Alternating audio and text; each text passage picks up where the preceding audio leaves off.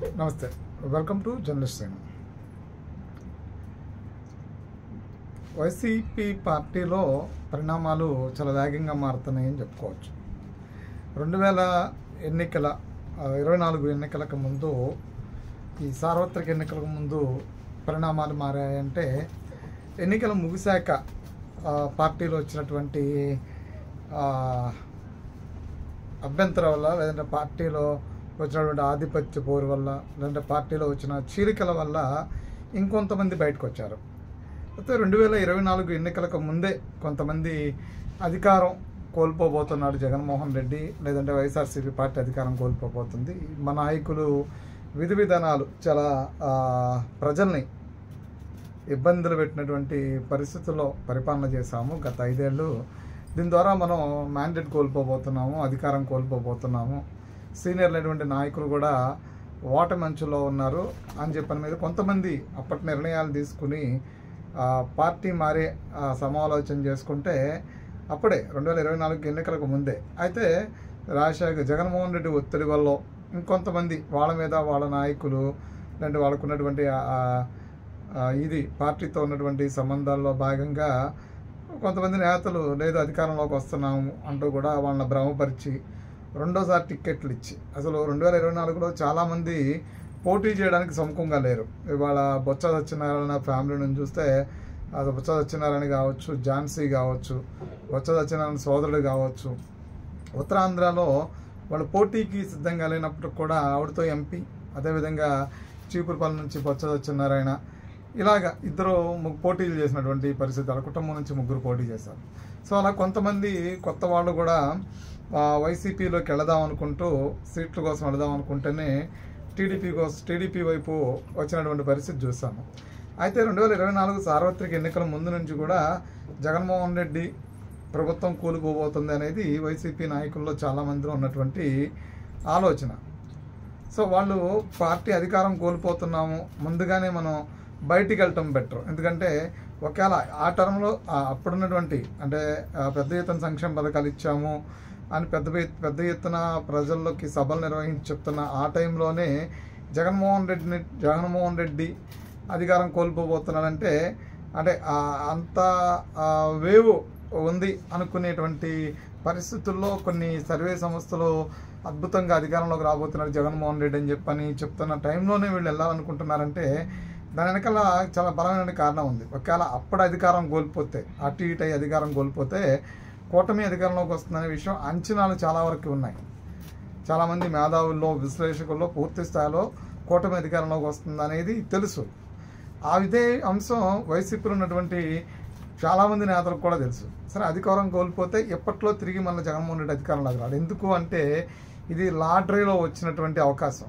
దాన్ని సరిగ్గా సద్వినియోగం చేసుకుంటేనే భవిష్యత్ జగన్మోహన్ రెడ్డి రాజకీయాలు చేయగలుగుతాడు. ఒకవేళ ఆ టర్మ్లో తప్పులు చేస్తే కనుక 100% జగన్మోహన్ రెడ్డి చాలా ఇబ్బందులు ఎదుర్కోవాలి. ఎందుకంటే తిరిగి మళ్ళా ప్రతిపక్షంలోకి రావాలన్నా, తిరిగి మళ్ళా అధికారంలోకి రావాలన్నా, మళ్ళా ఏంటంటే రాజశేఖర రెడ్డి లాంటి శవం ప్రతిసారి దొరక్కపోవచ్చు, వివేకానంద రెడ్డి లాంటి శవం ప్రతిసారి దొరక్కపోవచ్చు, లేదా ప్రజల్లో నమ్మకం కల్పించడం, అంటే నేను అధికారంలోకి వస్తే అద్భుతాలు సృష్టిస్తాను అని చెప్పేటువంటి అవకాశం, ఆ నమ్మకం పదే తలుపు తట్టకపోవచ్చు. కానీ వచ్చిన ఒకసారి అవకాశాన్ని సద్వినియోగం చేసుకోవడంలో YCP cadre Jaganmohan Reddy fail అయ్యారు.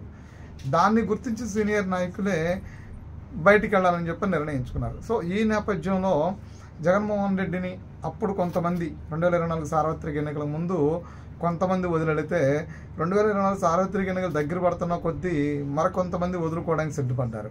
2024 సార్వత్రిక ఎన్నికలు ముగిశాక కొంతమంది వదిలేసి వెళ్ళిపోయినట్టు పరిస్థితి కనిపిస్తుంది. ఇప్పుడు మన పోతుల సునీత ఎమ్మెల్సీ బీజేపీ పార్టీలో చేరింది. ఎందుకంటే కూటమి నుంచి తీవ్రమైనటువంటి అభ్యంతరాలు వ్యక్తం అవుతున్న నేపథ్యంలో బీజేపీకి వెళ్లాల్సినటువంటి అవకాశం మాత్రం కల్పించారు. అంటే కూటమిలో బీజేపీ ఉన్నప్పుడు కూడా అవకాశం అయితే వచ్చింది. ఎందుకంటే ఎమ్మెల్సీగా రాజీనామా చేసి మరీ బయటకు వచ్చినటువంటి పరిస్థితి.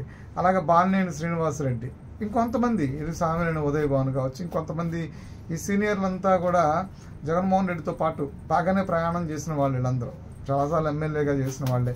సో వీళ్ళు కూడా ఆ రోజు బయటకు రావడం గల ప్రధాన కారణాలు ఏంటంటే పార్టీలో తీసుకున్నటువంటి నిర్ణయాలు, పార్టీ ఎదుర్కొన్నటువంటి సంక్షోభం. అంటే తిరిగి మళ్ళీ జగన్మోహన్ రెడ్డి అధికారంలోకి రావటం అనేది అసాధ్యం. ఎందుకంటే ఒక 5 ఏళ్ళు జగన్మోహన్ రెడ్డి చెప్తున్నట్టుగా ఒక 5 ఏళ్ళు పోరాటాలు చేస్తాను, ఒక 5 ఏళ్ళు కళ్ళు మూసుకుంటాను, ఒక 5 ఏళ్ళు ప్రశాంతంగా ఇంట్లో కూర్చుంటాను, 2029 ఎన్నికలు వచ్చేస్తాయి, 5 ఏళ్ల తర్వాత మనందరం అధికారంలోకి వచ్చేస్తాం అనే దాని మీద ఈ వైసీపీ క్యాడర్లో ప్రస్తుతానికి ఆ నమ్మకం లేదు. కారణం ఏంటి అంటే జగన్మోహన్ రెడ్డి తీసుకున్నటువంటి ఆ గత 5 ఏళ్లలో తీసుకున్న నిర్ణయాలు ఏవైతే ఉన్నాయో వాటిని దగ్గరగా చూస్తే తిరిగి అధికారంలో రావడానికి తీసుకున్న నిర్ణయాలు ఏంటి, లేదా తిరిగి అధికారంలోకి వచ్చే అంత గొప్పగా చేసినటువంటి పరిపాలన ఏంటి. అంటే ఇప్పుడు కూటమి ప్రభుత్వంతో పోల్చుకుంటే ఈ 15 నెలల్లో మనం చూసినటువంటి అభివృద్ధి, తీసుకున్న సంక్షేమ పథకాలతో పోల్చినా, లేదు అంటే కనుక ఈ డిఎస్సి, మెగా డిఎస్సితో పాటు ఇతర అంశాలు, ఈ ల్యాండ్ టైటిల్ యాక్టు, చెత్త పనులు లాంటివి రద్దు చేయడాలు, లేదంటే సామాన్యుల మీద ఇది కరెంటు బిల్లు ఈ అంశాలు కావచ్చు, ఈ ఉచిత మహిళా బస్సులు, ఇలాంటివి వీటిని అమల్లోకి తీసుకురావడం వల్ల పూర్తిగా 90% సక్సెస్ రేటే కూటమి చుట్టూ తిరుగుతుంది అనుకోవచ్చు. మరి ఆ టైంలో ఇప్పుడు కూటమి ప్రభుత్వం అధికారం కోల్పోతుంది, తిరిగి వస్తామనేటువంటి దాఖలాలు కనిపించవు. సో అది గుర్తెరిగే, అంటే ఈ టర్మ్ జగన్మోహన్ రెడ్డి అధికారం కోల్పోతే తిరిగి ఇప్పట్లో అధికారంలోకి రాడు అని తెలిసినటువంటి సీనియర్ నేతలే 1-10 సార్లు హెచ్చరించినా ఉపయోగం లేదు. సో అందులో బొత్స సత్యనారాయణ ఉన్నాడు, ఇంకొంత చాలామంది సీనియర్ నాయకులు ఉన్నారు, అదే కాంగ్రెస్ పార్టీలో ఉన్నటువంటి సీనియర్ నాయకులు చాలామంది ఉన్నారు. వీళ్ళందరూ కూడా పదే చెప్పారు, పరిపాలనలో లోపాలు ఉన్నాయి, సరిదిద్దుకోవాలి, ఈ అవకాశం కోల్పోతే తిరిగి అధికారంలో రావడం అనేది చాలా అంటే సులభమైనటువంటి పరిస్థితి కదా. ఎందుకంటే ఒకసారి ప్రతిపక్ష నేత, ఒకసారి 150 స్థానాలతో అధికారంలోకి వచ్చినటువంటి వ్యక్తి, అంటే అంత బలంగా ప్రజలు విశ్వసించిన తర్వాత మనం తీసుకున్న నిర్ణయాలు మరొకసారి వాళ్ళకి అభ్యంతరాన్ని కలిగిస్తే అంతే బలంగా వెనక్కబడిపోతాం అనేది అది గుర్తెరిగి సీనియర్లు ఇచ్చినటువంటి సలహాను కూడా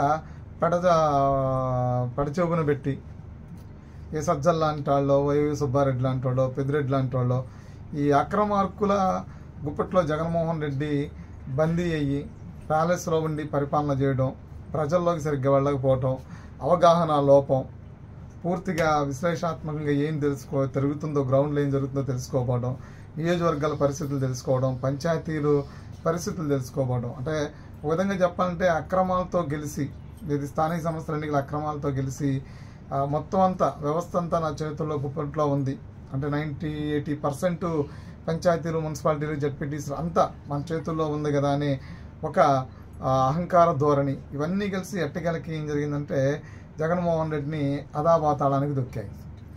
సో సేమ్ టైం కూటమి ప్రభుత్వం అధికారంలోకి వచ్చిన డే 1 నుంచి కూడా ఇచ్చిన హామీలను అమలు చేయడంలో నిర్విరామంగా కృషి చేస్తూ అద్భుతంగా ముందుకెళ్ళిపోతున్నటువంటి పరిస్థితి. మరి ఈ నేపథ్యంలో ఇప్పుడు జగన్మోహన్ రెడ్డి భవితవ్యం ఎలా ఉండబోతుందంటే, అరెస్టు తర్వాత జగన్మోహన్ రెడ్డి పరిస్థితి, అంటే పార్టీ పరిస్థితి వెంటిలేటర్ మీదకి వెళ్ళి పోయేటువంటి పరిస్థితి కనిపిస్తుందని చెప్పి అనేది సీనియర్లు సమాలోచన చేసుకుంటున్నారు మరొకసారి. సో ఈ టర్మ్లో ఆయనతో ఉండే కన్నా వదిలి వెళ్ళటం ఉత్తమం అనేది ఆలోచన కూడా చేస్తున్నారు. సరే, ఇది వదిలేసి వెళ్ళిపోవటానికి ప్రధానంగా ఉత్తరాంధ్ర నుంచి ఇప్పుడుగా బొత్స సత్యనారాయణ కొన్ని షాకులు ఇస్తున్నారు. సో ఇక పూర్తిగా వైసీపీని వదలాలి అనే నిర్ణయానికి వచ్చినట్టు తెలుస్తుంది. సో వైసీపీకి వదలాలి అనే నిర్ణయాన్ని త్వరలోనే అమలు చేయబోతున్నారు. అంటే దసరాని ముహూర్తంగా పెట్టుకున్నారు, దసరా తర్వాత అని పార్టీ మారిపోతున్నారు. అంటే దసరాకి ముహూర్తం పెట్టుకున్నారు, కానీ దసరాకి అటు ఇటు అయినా దసరా తర్వాత పార్టీ మారిపోతున్నారు అని తెలుస్తుంది. ఎందుకు అంటే ఇందులో ప్రధానంగా ఈ కాంగ్రెస్ నుంచి వచ్చినటువంటి సీనియర్ నేతలు ఎవరైతే ఉన్నారో వాళ్ళందరూ తిరిగి మరి కాంగ్రెస్ గూటి చేరేందుకు సిద్ధమవుతున్నారని తెలుస్తుంది. ఎందుకంటే షర్మిల యాక్టివ్గానే పనిచేస్తూ ఉంది. ఎందుకంటే కూటమి వైపు దారులు మూసుకుపోయినాయి. అన్ని ప్రయత్నాలు చేసినప్పుడు కొన్ని సందర్భాల్లో కొన్ని ప్రయత్నాలు కూటమిలోకి రావడానికి కొన్ని ప్రయత్నాలు చేసిన కొంతమంది నేతలు దాన్ని అవకాశం లేదు, ఆ దారులు మూసుకుపోవడం, వచ్చే వాళ్ళకి చోటు లేకపోవడం, ఈ దారులు మూసుకుపోయిన నేపథ్యంలో ఈ మరొకసారి కాంగ్రెస్ వైపు అడుగులేస్తున్నారు. అందుకని షర్మిల రీసెంట్గా బాంబు కూడా పేల్చారు. వైఎస్ రాజారెడ్డి, అదే షర్మిల కుమారుడు, కాంగ్రెస్ పార్టీలో రాబోతున్నారు త్వరలోనే అనేది ఒక బాంబు కూడా పేల్చడం జరిగింది. కాబట్టి దాన్ని ఆధారుగా తీసుకుని రానున్న రోజుల్లో కాంగ్రెస్ పార్టీ బలపడుతుంది అనే విశ్వాసంతో తిరిగి వీళ్ళందరూ మరలా కాంగ్రెస్ వైపు చేరేటువంటి పరిస్థితి కనిపిస్తుంది. ఎందుకంటే జగన్మోహన్ రెడ్డి పోషించినటువంటి పాత్రలు ఏవైతే ఉన్నాయో అవన్నీ కూడా చివరి పాత్రలు కూడా పోషించేశారు ఆయన. ప్రస్తుతం అధికారం అనేది అందం ద్రాక్షగా, లేదంటే జగన్మోహన్ రెడ్డికి అధికారం అనేది అదొక భ్రమ, అదొక కలల, లేదంటే వచ్చిన ముఖ్యమంత్రి పదవి ఒక పీడ కలలాగా మారిపోయినటువంటి పరిస్థితి వైసీపీలో కనిపిస్తుంది. సో చూడాలి. ఇప్పటికీ పరిణామాలు సీనియర్ నేతలందరూ, కాంగ్రెస్ నుంచి వచ్చిన సీనియర్ నేతలందరూ తిరిగి కాంగ్రెస్కి వెళ్ళడానికి సిద్ధంగా ఉన్నటువంటి పరిస్థితి కనిపిస్తుంది. మరి అంటే రోజుకొక రకమైనటువంటి చర్చ తెర మీదకి వస్తున్న నేపథ్యంలో బొత్స సత్యనారాయణ కూడా తిరిగి కాంగ్రెస్లోకి వెళ్ళబోతున్నారనే చర్చ ఎంతవరకు వాస్తవం అనేది